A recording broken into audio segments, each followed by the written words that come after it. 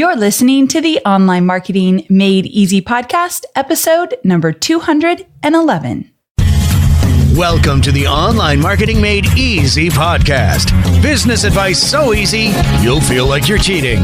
And now your host, Amy Porterfield.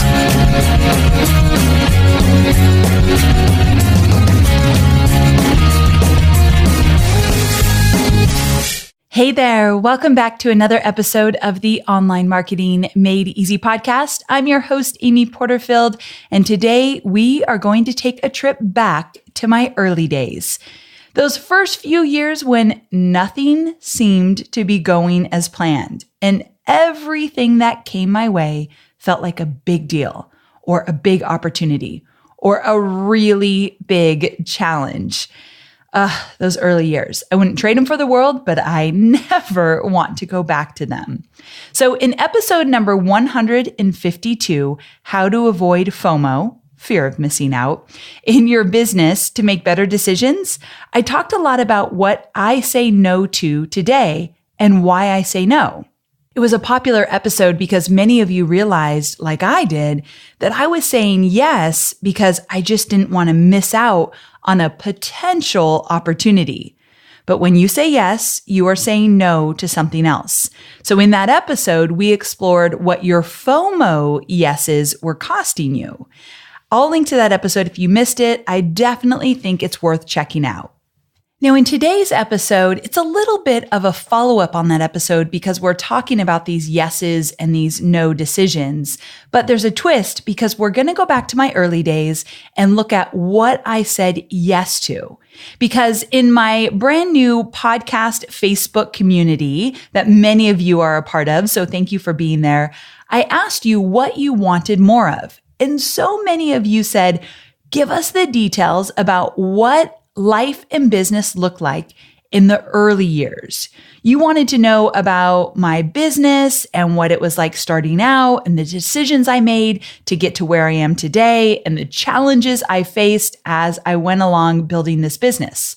So my dear listener, your wish is my command.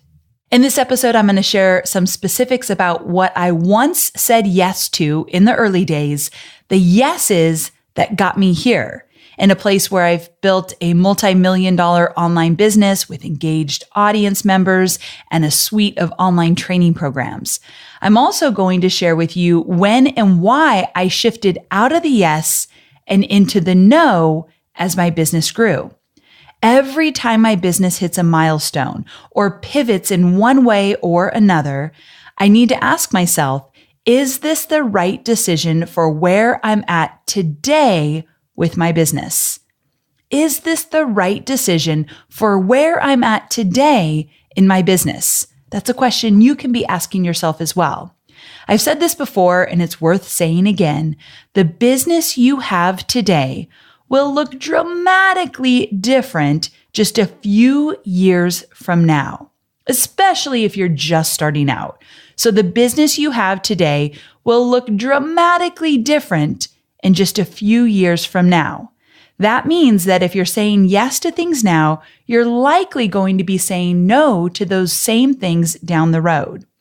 Ultimately, my goal is to help you choose your very best yeses for your specific phase of business. Your best yes is an educated one, a thoughtful one, what you really think is right for you right now. Before we dive in, this episode is sponsored by my free masterclass, How to Confidently Create Your First Profitable Course in 60 Days. If you've been thinking about creating an online course, if you really like my business model and you want to do something similar in your own business, or if you've had an idea for a course for a long time, but you're just not sure how to get started, this free masterclass is perfect for you. Go to amyporterfield.com/courses. amyporterfield.com/courses. It will take you to a page where you can choose the date and time to sign up for my free masterclass, and you can learn what it takes to get started with your own online course. Okay, I won't make you wait any longer. Let's go ahead and dive in. Number 1, yes to speaking opportunities. Now, I've talked about this one before. When I was first starting out and I began to get offers to speak, I said yes. I did it because I knew I had to put myself out there to be seen, to get exposure, to make the right connections. I couldn't hide behind my computer when no one hardly knew me. So in the early years, it made sense for me to do a lot of speaking gigs and travel all over the world to get noticed, to network, to meet the people whom I would eventually call my ideal customer avatar, my potential customers. I needed to get out there and meet them, and just doing it online wasn't going to be enough for me. So I wanted to push myself. It wasn't easy. I never have loved speaking on stage, but I did it because I knew it would stretch me and make me better in so many ways. Now, you likely know the story of my current day view of traveling for business and for speaking on stage. I don't love it. I like to be home in Carlsbad, California with Cade and Hobie and Scout. And if I travel, I prefer it to be for fun. I also don't do tons of speaking. I choose about 2 main speaking gigs a year. I do this because I don't enjoy being on stage, and the great thing is I don't have to be. I intentionally set up my business using a model that would allow me to be successful every single day, but I don't have to get on a plane or get in a car to do so. I feel very grateful about that because it works for me. That doesn't mean it has to work for you. You might say yes to speaking now if you're just getting started, and you might continue to say yes to speaking because you love it, because it fuels you. By all means, do what works for you. But you asked me to share some of my early day experiences, and speaking was one that I said yes to for a long time, for at least 3 solid years. Now, I believe in sacrifices when building your business or going after something that you really want, you really believe in, and that you're passionate about. Sometimes that takes sacrifices. So for me, traveling to the Philippines and the UK and being away from my family, that did feel like a sacrifice for me. For you travel bugs, you might look at that and think that feels like a dream come true to me. But you also have to remember that before I started my online business, I traveled the world for 6 years working with Tony Robbins. So we were on the road all the time. So I had already experienced that, loved it, enjoyed so much of it. And so when I went into my own business, I was ready to slow down that travel. But I didn't for a few more years because I believe getting on stage, getting out there, even if you don't go far, even if you just go to another state, I believe it makes a difference when you're just starting out. So for you, I highly recommend you take advantage of the speaking opportunities that are coming your way or maybe coming your way very soon. It's a great experience. You will learn so much about your ideal audience and about yourself. And honing in on those speaking skills will help you so much when you do video, when you create content in your courses, and for your webinars. But if you reach a point where you don't enjoy the travel and the speaking, you've got to look at where your business is, look at your business model, and ask yourself, do I have to keep traveling and speaking on stage to make this business work? If the answer is yes, change your business model. If the answer is no, don't do what you don't want to do anymore. All right, moving on to number 2. Yes to trades. Now, when I was just starting out, I was still working part-time in corporate. If you remember my story, for a while, I was working part-time at Tony Robbins while working from home and still traveling to Unleash the Power Within. That was the event that I was working on in terms of marketing. So I would work part-time there and then part-time on my business. And I would always take on a good trade, meaning I would give feedback on somebody's social media strategy or their content strategy, and they would say, design a landing page for me or help me troubleshoot a problem where I wasn't knowledgeable in that area. So I love doing trades. When you're just starting out and you don't have a lot of money and you don't have a lot of expertise just yet, trades are a great idea if you make smart decisions around those trades. You're not saying yes to every trade that comes your way, but if you see it as a win-win, go for it. It's also a great way to get testimonials. So if I were to help a friend on their social media strategy, they could give me a testimonial. Testimonials are not just valuable if someone paid you for it. It's all about the results you got them. And so I would use those trades for testimonials when I didn't have any paying customers yet. So after a year or so of doing this, I didn't do it for the whole 3 years, which I call the first 3 years my early years. I did trades for about the first year because after a while, I realized I didn't have the bandwidth to take on trades. I either had to work with someone that paid me or not do the work. I was finally starting to get more social media clients. Remember, back in the day, I did social media for small businesses, their strategy, their posting, everything in between. So my bandwidth was getting shorter and shorter. Also, more importantly, I discovered that when I did a trade and didn't pay for a service, like somebody writing my copy or something getting designed, I wasn't a priority. So today, I always pay for it. I want to be a priority. Even when it's my closest friend, I want to pay for it. Because again, I want to be a priority. I want them to hit a deadline, and paying for it helps ensure that. But when I didn't have the money to make that happen, you can bet I did really strategic trades. So for you, when you're in your first few years of business and you want to save some money, trade strategically. Make sure it's a win-win. But as you start to scale and as you start to get busier, you don't want to have bandwidth issues. And I want you to think about saying no, or at least limiting those arrangements to just a few core a year. And here's a side note. If you want a telltale sign that you've outgrown the trade model, the next time you do a trade, if you feel resentful about the relationship in any way, it's time to get out, my friend. It's time to move on and pay for those services. All right, moving on to number 3. Yes to one-off chats and coffee meetings.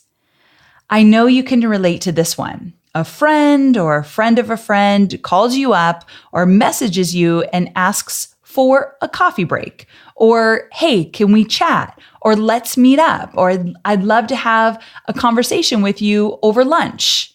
These are going to start coming to you more and more if they are not already coming your way. So in the early years, I said yes to these invitations. I never knew what to expect. I never knew what they might lead to. And I was curious enough to go meet with a lot of people. I did a lot of coffee dates.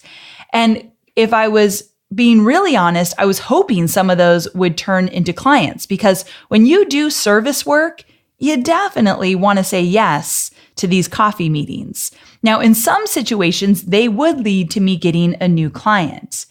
And in other situations, they were just really great opportunities for me to meet people in the industry, learn about what they're working on. They could learn about what I'm working on. Maybe from there, a client could come because they would recommend me. So it was important for me to be seen and heard and get out there and meet people. But then as time went on and I became more knowledgeable and more in demand, those chat opportunities became opportunities for people to pick my brain. If you really think of that term, it's a disgusting term, pick your brain. And then if you think about it as an entrepreneur, it's like the death, right? We do not want people to pick our brains. We usually hate those opportunities. So just as a side note, let's never call anybody and say, can I pick your brain? Because nobody wants to hear that. So these opportunities to meet with people and maybe get some clients and put myself out there soon became these opportunities for people to just ask me a million questions about social media. And this was many years ago. So social media was still very confusing to most, especially those with small businesses. So they didn't even know what to do. They didn't even know how to get on Twitter or how to even start a Facebook page. So they really wanted all the information. So again, I was saying yes to these coffees, and I was even saying yes to people that wanted to pick my brain. For one, I thought I had to say yes. Like, I thought that if I'm going to build a business, I've got to have these types of meetings. That's just part of it, which is not true. But I also did get something out of it. Like I said, in the early days when I was meeting with people, I did have a lot of opportunity just to meet with people. And it was a pitch and catch and great conversations. But then it turned into more of the pick your brain kind of scenarios. And that's when I started to say no. I had a former hairstylist that every time I sat in her chair, she would pick my brain. So here I was paying for the service and I had to give her advice the whole time. And then I would go home and a day later, I would get a text asking me more advice. Notice I said former hairstylist. Nobody wants to do that. You've got to have that downtime, right? So I think this one, saying yes to one-off chats and coffees, you have to be careful about it. I still want you to do it. But when you start, again, to feel resentful, you have to pull yourself back. You can't be mad at anybody. They're allowed to ask you to pick your brain. You're the one who has to say, you know what? No, I'm not going to do this anymore. So I eventually realized that it wasn't my best yes to say yes to these types of meetings. I needed to get my time back. And remember, every single time you say yes to a coffee date or an opportunity to have lunch with someone, you are taking yourself away from your work. You're taking your focus away, your time, your effort, possibly money. So say yes to what feels right to you, but be mindful of that as well. So for you, I know you're getting these requests or you're going to start getting them soon. People will want to meet with you. I want you to limit them and also just be really mindful and go with your gut. If someone asks you to a coffee date, you can even ask a few questions just to make sure it's not a whole session where they're going to ask you a million questions and you don't get any value from it. But I will say that going with your gut is important too, because just a few years ago, Rick Mulready asked me to a coffee date. I didn't know him. He was a referral from Pat Flynn, like Pat introduced us. I wasn't really sure who this guy was, so I didn't know if he was going to pick my brain, but I just had a good feeling about it. I felt like he just wanted to get together, meet other people in the industry, and now we're like best friends. So I'm glad I said yes to that coffee date. So go with your gut on that. But I have a great resource for you.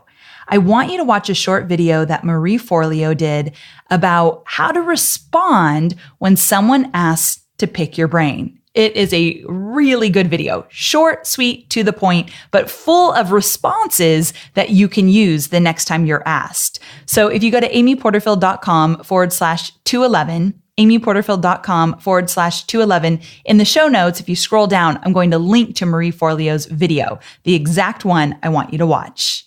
Okay, let's keep moving on.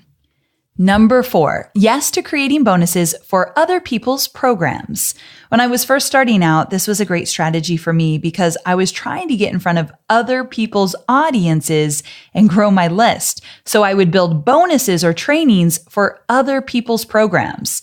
I was able to grow my list and reach a bigger audience because of this strategy. So I was happy with it at first.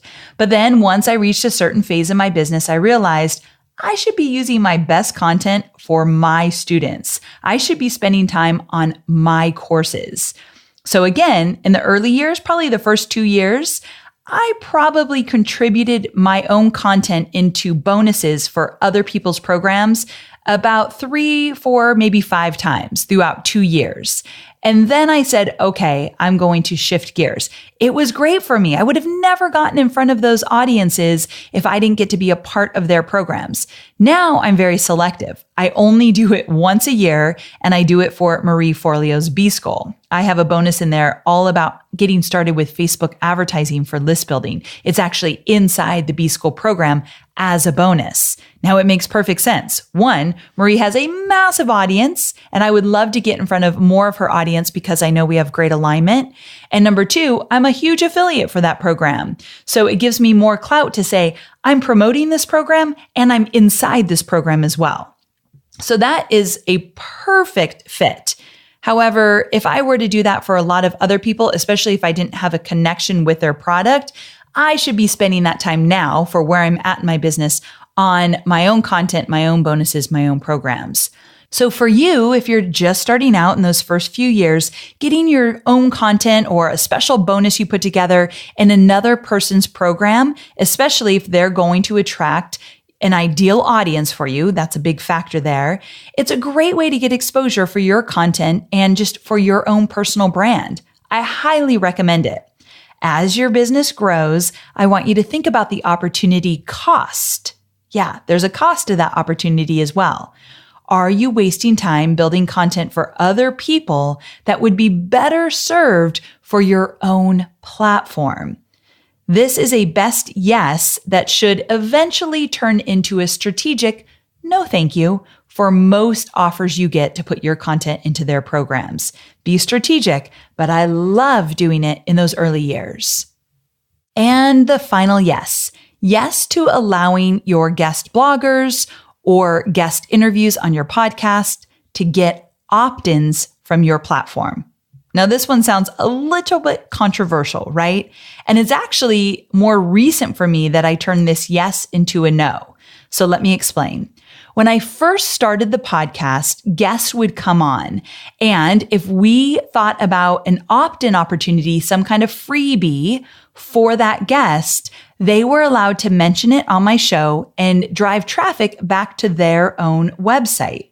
So they would capture leads from being on my platform. Now, this made sense to me at the time because I was just starting out.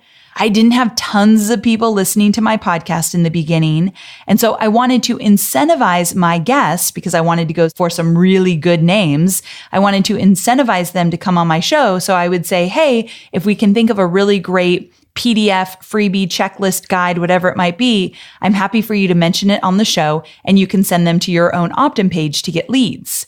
And this was always like, yeah, bring it on. Now, I didn't do it a lot. Let's not get crazy. There might be 20 people total, and that might be generous, on my podcast right now that had the opportunity to send traffic to a specific opt-in based on the topic we talked about on the podcast. But still, it was a great opportunity for them, especially now that the show has gotten really popular and has so many episodes and so many people going back to past episodes.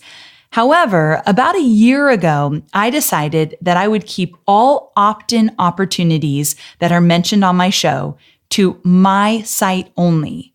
So for sure, I would give a shout out to my guest and I would link to their website in my show notes. But when it came to creating freebies, any kind of opt-in opportunity, I would collect the leads only.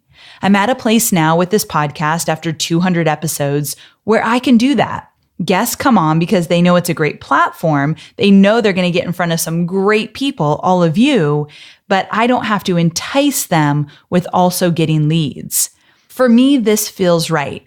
And actually, you might say, I don't care where I'm at in my business, Amy. On my podcast, if I create a freebie, I'm not allowing those leads to go to my guest. And I say more power to you. Maybe that should be a no. However, it did work well for me. And I like to show you a few different options that you've got. And so if you really want a big name to come on your show and you are just starting out, allowing them to get leads, even if they got 100 or 200 leads from that episode, that could be very valuable from them.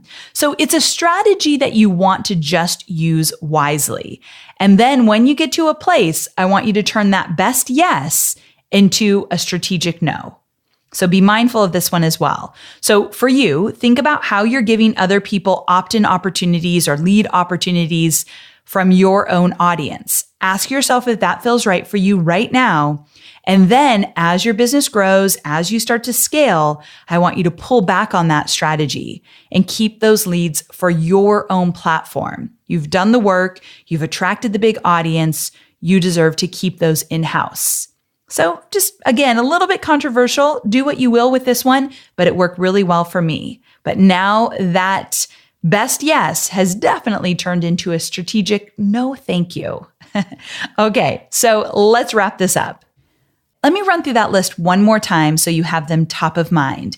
In my early days, here were some of my best yeses. Number 1, yes to speaking opportunities. Number 2, yes to trades. Number 3, yes to one-off chats and coffee dates. Number 4, yes to creating bonuses for other people's programs. And number 5, yes to guest bloggers and guests on my podcast getting the opt-in. All of those yeses have now become strategic no thank yous. Hopefully, these examples will help you figure out some of your best yeses in the phase of business that you are in right now today. And remember, at any time, your best yeses can become your strategic nos as well. Just pay attention to how you're feeling about them, how they are serving you, and how they are serving your audience as well. Before we wrap up, this episode is sponsored by my free masterclass, How to Confidently Create Your First Profitable Course in 60 Days. If you've been thinking about creating an online course, if you like my own business model, or if you've had an idea for a course idea for a while, but you're just not sure where to start, this free masterclass is perfect for you. Go to amyporterfield.com/courses to sign up and dive in. And again, totally free. I cannot wait to meet you here again next week. Next week is going to be a fun one because I have Rick Mulready back on the show. But this time, he is not talking about Facebook ads. Instead, he's going to share how he hit the $1 million mark in his business for his 2017 year and how he did it with a really small list, or at least a smaller list than you might guess. Also, he's going to share some things he's never shared before about where he was back in the day and how dark those days used to be and how he came out of it and where he is today. So he's getting vulnerable and I love it. Also, to still make it strategic and actionable and get down to the nitty-gritty of online marketing, he's going to share a re-engagement list building campaign. There were people on his list that were not engaging with him, and he did a specific strategy that he's going to walk you through. I think you're going to love it.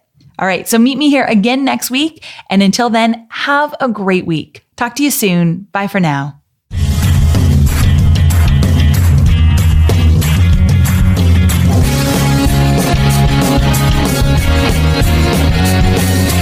Thanks for listening to the Online Marketing Made Easy podcast at www.amyporterfield.com.